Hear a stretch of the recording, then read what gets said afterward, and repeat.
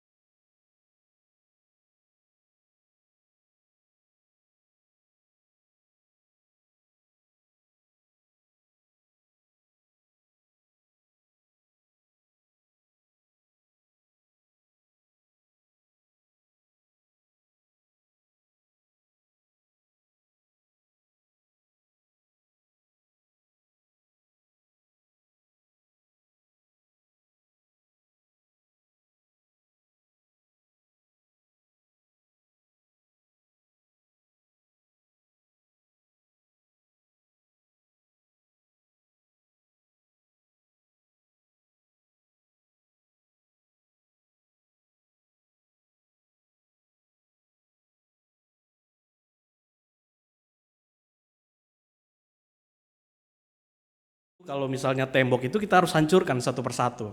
Tapi kalau bangunan kayu itu diikat lalu ditarik sama-sama. Apa yang terjadi? Saya undang semua jemaat, mau orang tua, anak-anak saya undang untuk menyaksikan bagaimana kehancuran gereja itu. Maksudnya untuk membangun kembali. Dan satu ketika ada seorang anak jemaat yang bilang, "Ma, di atas sana ada apa?"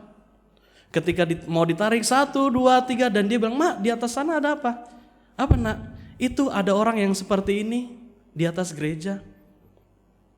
Orang tua itu cerita kepada saya dan mereka bilang, "Ya gimana ya Pak Pendeta, mau dipercaya atau enggak?" Tapi saya bilang kalau itu dilihat anak, enggak mungkin anak bercanda. Enggak mungkin. Dengernya aja Pak Pendeta rasanya merinding begitu ya. Bagaimana Tuhan betul-betul real, Dia betul-betul nyata. Dan seringkali saat ini Tuhan hadir bukan pada orang tua, tapi pada anak-anak. Kenapa demikian? Karena orang tua seringkali menyangkal hal-hal yang bersifat kemistisan, hal-hal yang bersifat metafisika. Orang tua, apalah itu. Dan itu yang terjadi pada bacaan kita ketika para murid bilang stop, anak-anak jangan masuk. Padahal Bapak Ibu Saudara sekalian, kalau kita perhatikan coba kita lihat ayat yang ke-15. Ayat 15 dimulai dari satu kata yaitu maka. Dalam bahasa Indonesia, kata maka itu penghubung antara satu kalimat dengan kalimat lain. Jika saya pergi, maka saya tidak di rumah. Tapi kalau kita lihat maka di sini itu semacam berdiri sendiri. Ayat sebelumnya tidak berkaitan dengan anak-anak. Kenapa demikian? Karena yang kita baca ini dari Injil Lukas. Tapi kalau kita baca Injil Markus sebagai sumber utama Alkitab, Injil Markus itu menjelaskan dulu. Kalau kita lihat di Perintah Hidup Baru, ini di Matius dan Markus ada ini. Matius 18 ayat 5 dan 6. Saya akan baca lagi. Dan barang siapa menyambut seorang anak seperti ini dalam namaku, ia menyambut aku. Tetapi barang siapa menyesatkan salah satu dari anak-anak kecil ini, yang percaya kepadaku, lebih baik baginya jika sebuah batu kilangan diikatkan pada lehernya, lalu ia ditenggelamkan ke dalam laut. Perkataan itu Tuhan Yesus sudah katakan sebelumnya. Jadi Tuhan Yesus dalam Markus 18 sudah menyebutkan itu, bahwa jangan halang-halangi itu. Kalau enggak, ya kalian seperti orang yang diikatkan lehernya dengan batu kilangan dan dibuang ke laut. Tetapi setelah itu ada muncul kata maka, dan itu pas. Ketika Tuhan bilang jangan halang-halangi, maka datanglah orang-orang membawa anak-anak. Pas. Yang masih belum mengerti siapa? Murid. Murid sudah dikasih tahu itu, jangan halang-halangi. Maka orang-orang datang membawa anak-anak, karena gak sembarangan orang bawa anak-anak. Tetapi para murid bilang, jangan dulu, jangan masuk. Kenapa demikian Bapak Ibu? Zaman dulu anak itu tidak boleh namanya ada di sentral atau di podium. Bayangkan ya, zaman dulu ketika ada orang-orang dewasa sedang berkumpul, anak kecil tidak boleh ada di tengah. Kenapa? Mengganggu. Anak kecil tidak tahu apa-apa, belum bisa buat apa-apa. Jadi jangan sekali-sekali berani untuk ada di tengah-tengah kerumunan. Kehinaan itu bagi orang dewasa. Tapi Tuhan Yesus visioner sekali. Saya ingat berapa tahun lalu anak-anak untuk duduk di sini aja enggak boleh nih. Tapi sekarang mereka juga ada di sini untuk sama, setara melayani Tuhan. Dan itu yang Tuhan katakan, jangan halang-halangi mereka. Sudah dikasih tahu sekali, dan ini kedua kali saya bilang, jangan halang-halangi anak-anakku. Kenapa? Karena mereka, ayat yang ke-16. Tetapi Yesus memanggil mereka dan berkata, biarkanlah anak-anak itu datang kepadaku dan jangan kamu menghalang-halangi mereka. Sebab orang-orang seperti itulah yang empunya kerajaan Allah. Orang-orang itu bukan orang tua. Jadi yang membawa anak-anak itu orang tua. Dan Tuhan tidak bilang orang-orang itu bukan orang-orang tua itu. Harusnya kan yang dipuji orang-orang tua ya, yang mau membawa anak-anak.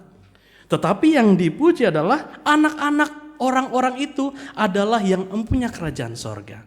Tahu Bapak Ibu kenapa Tuhan Yesus tidak mengindahkan orang tua dibandingkan dengan anaknya? Karena orang tua dan anak berbeda tujuan ketika datang kepada Tuhan. Orang tua bawa anaknya supaya berkati pasti. Saya membawa anak saya supaya anak saya menjadi berkat, dapat banyak berkat, disembuhkan atau mendapat jamahan Tuhan. Itu orang tua itu. Pikirannya ada sesuatu yang harus saya dapatkan dari Tuhan. Yesus itu. Tetapi anak-anak enggak ada pikiran saya mau datang kepada Tuhan supaya nilai saya bagus di sekolah. Saya datang kepada Tuhan dibawa oleh orang tua saya supaya saya banyak jajannya. Supaya saya banyak berkatnya. Tidak. Oleh karena itu ketulusan itu yang Tuhan lihat bahwa orang-orang ini yang datang kepadaku tanpa minta apapun, merekalah yang empunya kerajaan Allah. Oleh sebab itu ketika kita mau mengubah sikap, mari kita belajar dari anak-anak. Anak-anak punya ketulusan untuk datang kepada Tuhan. Pemerintah lihat salah satu anak yang enggak tahu nyanyinya apa tadi, enggak bisa baca, dia nyanyi lihat atas kanan kiri. Tapi itulah ketulusan orang yang datang kepada Tuhan, bukan supaya suara saya terlihat bagus oleh jemaat, bukan supaya saya terlihat baik, suara saya berkualitas dan didengar oleh jemaat, tidak. Dengan ketulusan itu kita benar-benar menjadi orang yang boleh disebut sebagai orang-orang yang boleh masuk dalam kerajaan sorga. Tapi kalau kita punya seperti para orang tua yang hanya membawa supaya mendapat berkat, apa bedanya kita datang kepada Tuhan supaya dapat berkat? Bukan. Bapak Ibu Saudara sekalian, datang, kita semua datang karena kita tahu bahwa Tuhan itu nyata dan memberikan berkat bagi saya. Cukup. Saya datang sore hari ini karena saya tahu selama seminggu ke belakang saya diberkati oleh Tuhan, cukup. Masa depan sama seperti anak Bapak Ibu. Pernahkah anak Bapak Ibu tanya, "Mak, Pak, besok kita bisa makan enggak?" Ada yang pernah tanya seperti itu? Sesusah-susahnya orang tua pasti kasih yang terbaik. Dan anak gak akan pikir saya besok bisa makan enggak ya. Kenapa? Percaya sama orang tua. Dia percaya sama bapak atau mamanya. Mau besok makan pakai ikan asin, pakai tempe, rebusan dan semuanya. Yang saya tahu saya sebagai anak, saya percaya. Dan gak muluk-muluk. Mak, pokoknya minggu depan saya harus jajan 2 kali lipat. Minggu depannya 3 kali lipat lagi, saya mau banyak berkat dan seterusnya. Tidak. Tapi anak-anak dengan tulus percaya kepada orang tua. Itu juga yang perlu kita pelajari, bahwa mari kita datang dengan ketulusan. Itulah yang mengubah sikap kita untuk beriman. Mengubah sikap kita untuk mau melayani Tuhan. Karena melayani Tuhan itu bukan semakin banyak berkatnya, enggak juga. Melayani Tuhan itu tanda bahwa saya lebih banyak berkatnya. Makanya saya mau melayani. Makanya saya mau datang kepada Tuhan karena saya tahu saya sudah mendapat berkat dari Dia. Itu yang akan mengubah kita, sikap kita untuk datang kepada Tuhan. Belajar dari mana? Dari anak-anak. Merekalah yang bisa melihat Yesus Tuhan dan Juru Selamat dengan ketulusan, tanpa iming-imingan ini dan itu, tanpa minta banyak hal. Anak-anak semangat sekali kalau sudah mau impa. Beda kalau dengan orang tua. Oh, itu enggak di sinilah, itu di gereja lain. Di gereja sini semuanya baik-baik ya. Baiknya berubah begitu. Anak itu punya semangat yang lebih besar. Mau buktinya Bapak Ibu?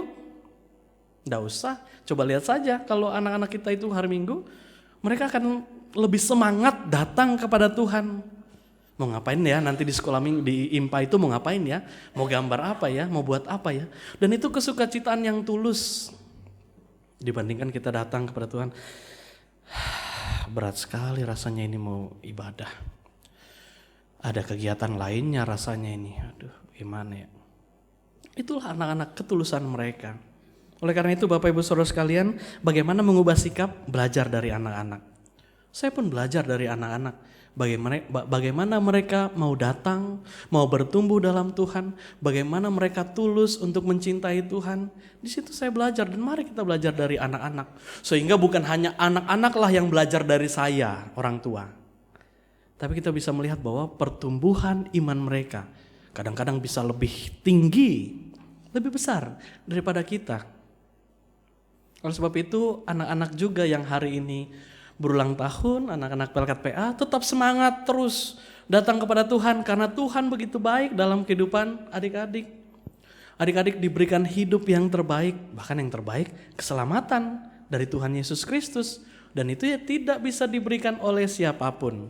Tuhan Yesus selalu bilang, anak-anak datang kepadaku. Ada lagunya juga kalau tidak salah. Biar anak-anak datang kepadaku. Jadi Tuhan Yesus selalu tunggu kita loh. Tuhan Yesus selalu tunggu kita untuk datang ke gereja, untuk datang berdoa, untuk datang baca Alkitab. Tapi itu juga berlaku bagi kita semua orang tua. Kita semua selalu ditunggu oleh Tuhan. Tuhan selalu menyebut kita anak-anak. Sehingga jangan khawatir akan masa depan. Jangan khawatir akan menjadi apa besok. Karena saya dari kemarin sampai sekarang sudah diberkati oleh Tuhan. Tuhan itu sungguh nyata, real dalam kehidupan kita. Sehingga ketika kita pulang dari tempat ini, kita mau belajar untuk mengubah sikap. Saya mau menjadi pribadi yang mau lebih dekat dan datang terus senantiasa kepada Tuhan. Karena Tuhan yang bilang, datanglah kepadaku, semua engkau, orang tua dan juga anak-anak. Selamat ulang tahun Pelkat PA. Kakak-kakak lain juga selamat melayani Tuhan. Apapun persoalannya, karena saya juga dulu melayani di PA ya. Waduh, berat sekali ya ngomong sama anak yang gak denger. Kita lagi di depan pakai alat peraga, anak yang satu lari, yang satu senggol-senggol. Tapi itulah kesukacitaan kita. Bagaimana kalau kita tidak semangat, mereka pasti juga tidak akan semangat. Dan jangan bilang, waduh waktu kita kan cuma kalau mengajar PA itu maksimal ya 5 menit. Maksimal ya 10 menit bercerita, setelah itu sudah. Jangan bilang seperti itu. Karena dengan 10 menit itulah persiapkan segala sesuatu dengan baik. Jadi orang bilang kalau di gereja kan ya waktu mereka cuma sedikit dengan kakak layan, dengan orang di gereja. Gunakan waktu yang sedikit itu untuk mempersiapkan segala materi, segala alat peraga, aktivitas untuk menunjang anak-anak kita supaya mereka juga bersemangat. Percayalah, Tuhan tidak sembarangan taruh kakak-kakak di sini. Tuhan tidak sembarangan mengutus kakak-kakak ada di sini. Tuhan punya maksud yang luar biasa besar karena Tuhan percaya kepada kakak-kakak. Kalau tidak percaya sudah dibuang satu-satu. Tapi sampai saat ini Tuhan percaya kepada kakak-kakak, teruslah latih diri untuk melatih anak-anak dan juga belajar dari anak-anak yang terus mau datang kepada Tuhan. Kita pun punya semangat untuk terus datang dan hidup dalam Tuhan. Tuhan memberkati kita semua. Amin.